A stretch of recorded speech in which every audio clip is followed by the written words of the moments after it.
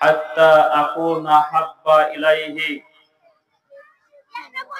মিন ওয়ালাদাহু আও ওয়ালাদিহি ওয়ান নাসি আজমাইন।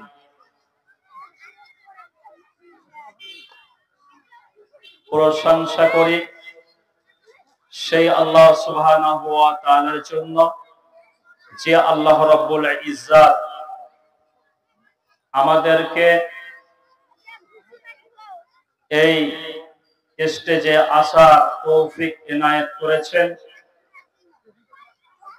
যে আল্লাহ সুবহানাহু ওয়া তাআলা আমাদেরকে স্পষ্ট রূপে কিছু বলা এবং আমলে বাস্তবায়ন করা, আল্লাহ সুবহানাহু ওয়া তাআলার কাছে দোয়া করি, আল্লাহ সুবহানাহু ওয়া তাআলা আমার দ্বারা তুমি কিছু বলিয়ে নাও এবং যারা শুনবে তাদেরকে তুমি সেগুলো আমলে বাস্তবায়ন করা তৌফিক দান করে দাও, আল্লাহুম্মা আমিন। আরো কৃতজ্ঞতা প্রকাশ করি যার প্রিয় নবী মুহাম্মদ সাল্লাল্লাহু আলাইহি সাল্লামের উপরে অজস্র রহমত আল্লাহ তরফ থেকে বর্ষণ হোক, আল্লাহুম্মা আমিন। আল্লাহুম্মা সাল্লি আলাইহি আল্লাহুম্মা বারিক আলাইহি। উপস্থিত আছেন এখানে আমাদের সুযোগ্য সভাপতি মহাশয় এবং উপস্থিত আছেন আমাদের সম্মুখে জনতাগণ। আমি আপনাদের সম্মুখে যে বিষয়বস্তুকে নিয়ে আমি উপস্থিত হয়েছি এটা হচ্ছে ন্যায় পরায়ণ হওয়া। ন্যায় পরায়ণ মানুষের জীবনে একটি বেসিক জিনিস। আজকে সমাজের বুকে সালাতের কথা হয়, সমাজের বুকে আজকে দানের কথা হয়, সমাজের বুকে আজকে পর্দার কথা হয়, কিন্তু ইসলামের যে আসল বেসিক ফিগার যেটা আমাদের দরকার ছিল, সেই বেসিক ফিগারটা আমাদের মধ্যে হারিয়ে গেছে। একটি উদাহরণ দিই, তাহলে আপনার চোখের সামনে ফুটেজটা ধরা পড়বে। প্রথম নম্বর হলো, আপনি যে মোবাইলটা চালান, এই মোবাইলের মধ্যে যে সমস্ত বেসিক পার্টস গুলো আছে, মোবাইলের ওপরে কি আছে? সুইচ, তাই তো? মোবাইলের ওপরে আছে সুইচ, মোবাইলের ওপরে আছে স্ক্রিন, ডিসপ্লে। মোবাইলের ভেতরে আরো যতগুলো সিস্টেম আছে, আচ্ছা বলুন তো, একটা সিস্টেম যদি খারাপ হয়ে যায়, বেসিক কোন একটা সিস্টেম, তাহলে আপনি পাওয়ার বাটনটা যতই দাবেন, সুইচ অফ খুলবে? সুইচ অফ খুলবে না। আজকে এই জায়গাটা হচ্ছে জলসার মাজলিস। আজকে যদি এখানে খাবার খাওয়ানো হতো, তাহলে দেখতেন হাজারো হাজারো মানুষ এই জলসাতে হুটাপাটা করত। তার মানে কি? এদের আসল বেসিক ফিগারটা নষ্ট হয়ে গেছে, খারাপ হয়ে গেছে। প্রিয় দিনী ভাইরা আমার, আপনাদেরকে আমি আহ্বান জানাতে চাই একটা বিষয়ে। আপনারা যে যেখানে আছেন, বিনীতভাবে আপনাদেরকে অনুরোধ করছি, আমার বাড়ি বর্ধমান, আমার বাড়ি বর্ধমান। অনেকে আমাকে চেনেন এবং অনেকে আমাকে চেনেন না। তো যাই হোক, আল্লাহ সুবহানাহু ওয়া তাআলা আমাকে কিছু সময় এখানে সুযোগ করে দিয়েছেন, যার কারণে কিছু বলতে এসেছি আপনাকে। বিনীতভাবে অনুরোধ করি, যে যেখানে আছেন এই প্যান্ডেলে এসে আপনারা এই জলসাকে সাফল্যমণ্ডিত করবেন বলে আমি আশাবাদী। তো চলুন, আমার বিষয় হচ্ছে ন্যায় পরায়ণ, সততা। রাসূলুল্লাহ সাল্লাল্লাহু আলাইহি ওয়াসাল্লাম তিনি যখন নবুয়ত পাননি, এই রাসূল সাল্লাল্লাহু আলাইহি ওয়াসাল্লাম তিনি কি ছিলেন? ন্যায় পরায়ণ ছিলেন। মক্কার কাফেররা পর্যন্ত আল্লাহর নবী মুহাম্মদ সাল্লাল্লাহু আলাইহি সাল্লামকে ন্যায় পরায়ণ হিসেবে চিনে এসেছেন। কয়েকটা জিনিস হিসাবে আল্লাহর নবীকে মক্কার কাফেররা চিনেছেন। নম্বর 1, আল্লাহর নবীকে মক্কার কাফেররা চিনতেন সাদিক, সত্যবাদী বলে। কেন?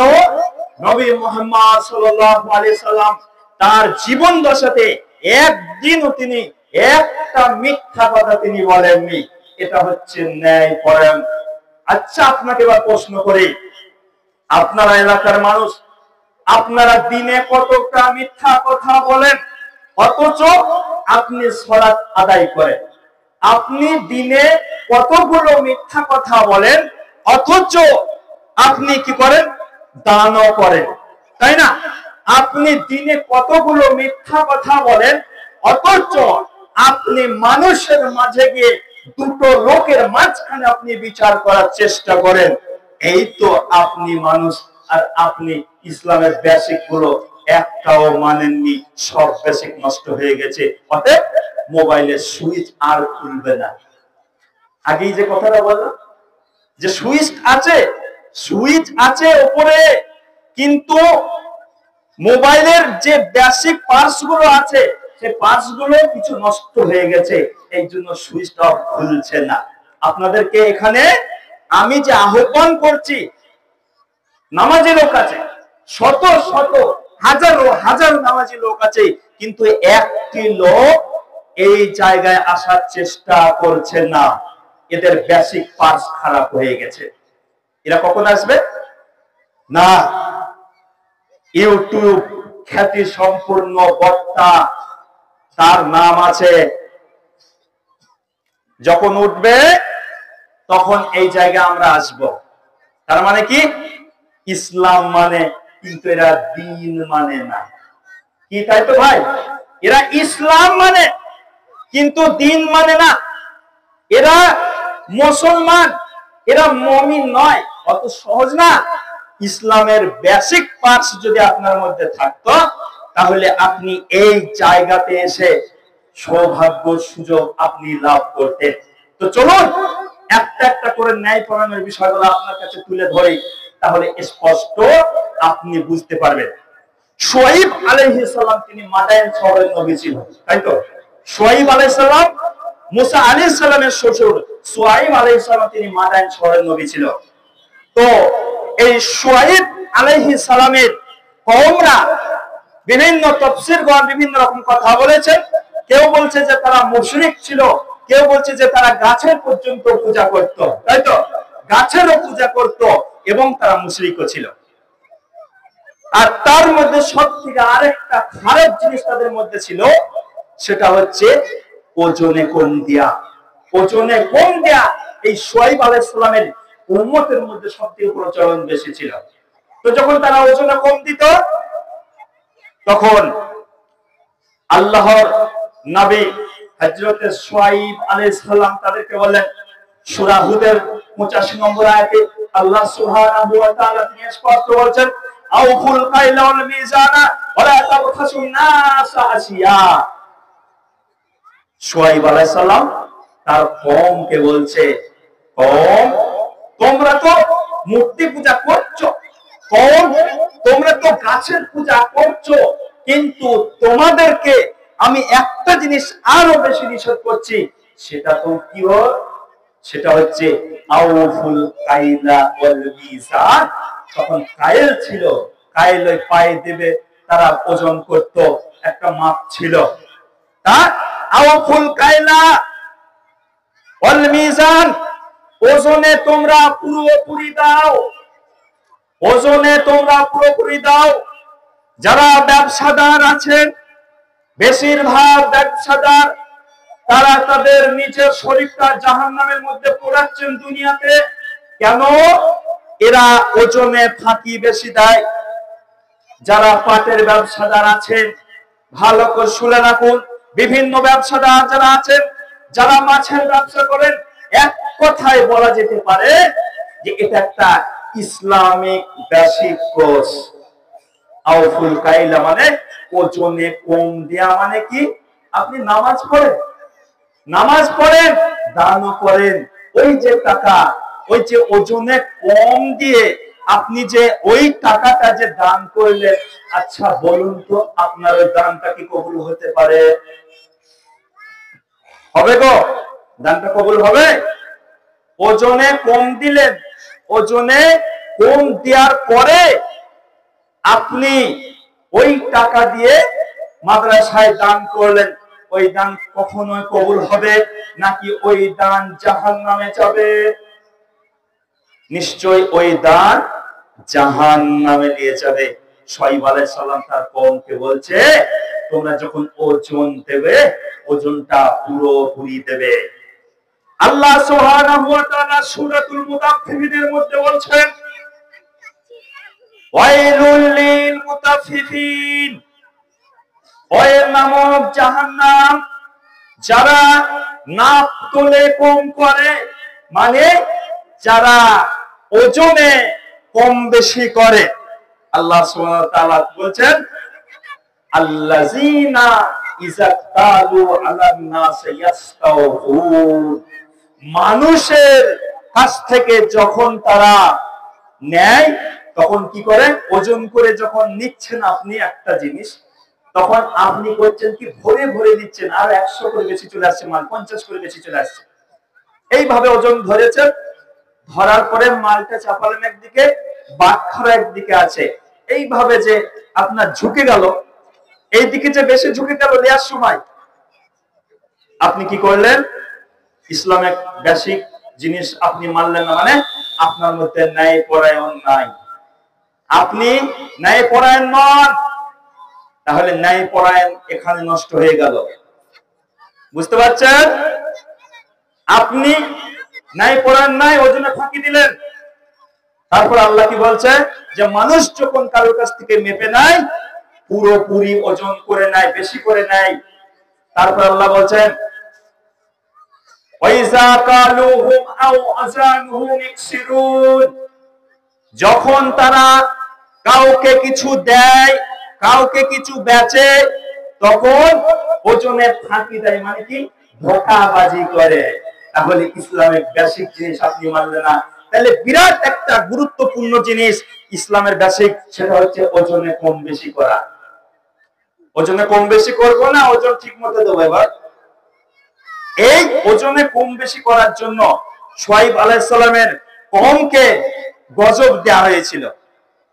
এত মানা করার পরেও এই কওম, এই নষ্ট কওম শুআয়ব আলাইহিস সালামের কথা কর্ণপাত করেনি। নম্বর 2, চলুন 7 শ্রেণীর মানুষ, 7 শ্রেণীর মানুষ কিয়ামতের দিন বিশেষ ছায়াতলে তাদের আশ্রয় দিবে আল্লাহ। তার মধ্যে এক শ্রেণীর মানুষ আবু হুরায়রা রাদিয়াল্লাহু তাআলা আনহু তিনি বলছেন, আন আবি হুরায়রা রাদিয়াল্লাহু তাআলা আনহু, আবু হুরায়রা রাদিয়াল্লাহু তাআলা আনহু তিনি হাদিসে রাবি তিনি বর্ণনা করছেন যে কাল কিয়ামতের মাঠে সাবাতু ইযিল্লুহুমুল্লাহু ফি যিল্লি ইয়াওমা লা যিল্লা ইল্লা যিল্লুহু, 7 শ্রেণীর মানুষকে কিয়ামতের বিশেষ ছায়াতলে ছায়াদান করা হবে। তার মধ্যে এক শ্রেণীর মানুষ হচ্ছে ইমামুন আদিল, ন্যায়পরায়ণ শাসক।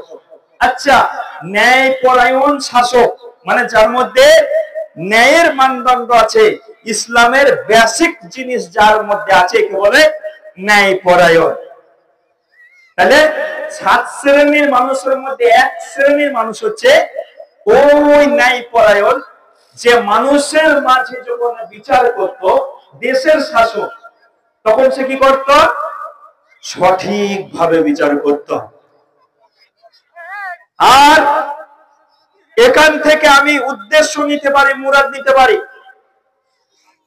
গ্রামের মেম্বার, যারা গ্রামের মেম্বার আছে, এই গ্রামের মেম্বার যাদের হাতে মানুষের ঘর আসছে, খুব ঘরের পোটাল চলে গেল, যাদের হাতে মানুষের ঘর আসছে, এই সমস্ত মেম্বারগণ একজনের ঘরকে কেটে আর একজনের ঘর দিচ্ছে, যে হকদার তার হককে কেটে আর একজনকে দিয়ে দিচ্ছে।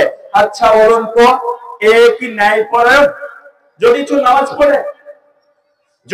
নামাজ পড়ে, রমজান মাস আসলে বাবারে টুপি লাগানোর খেল তখন কে দেখে? একদম বড়